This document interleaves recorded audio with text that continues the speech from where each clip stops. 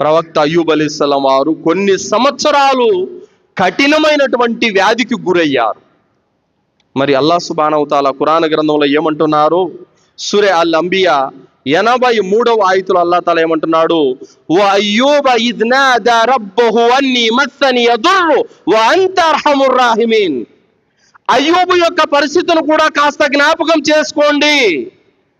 ఓ నా ప్రభువు, నాకు జబ్బు చేసింది, నువ్వు కరుణించేవారు లేకల్లా అతి ఉత్తమంగా కరుణించేవాడవు అని వేడుకున్నాడు. فاستجبنا له وهبنا له فكشفنا ما به من ضر وآتيناه أهله ومثلهم معهم رحمة من عندنا ذكرى للعابدين. అయ్యూబు యొక్క మొరను మేము ఆలకించాము, ఆమోదించాము, అతనిని బాధ నుండి విముక్తి కలిగించాము, మరియు అతనికి తన ఇంటి వారలను ప్రసాదించాము.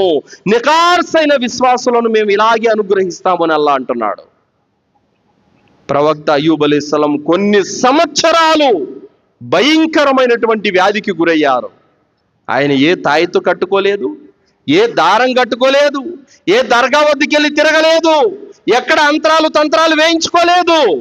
కేవలం అల్లాహ్తో దువా చేశారు. అల్లాహ్ సుబ్హానహు వ తఆలా ఆయన వ్యాధిని నయం చేశాడు.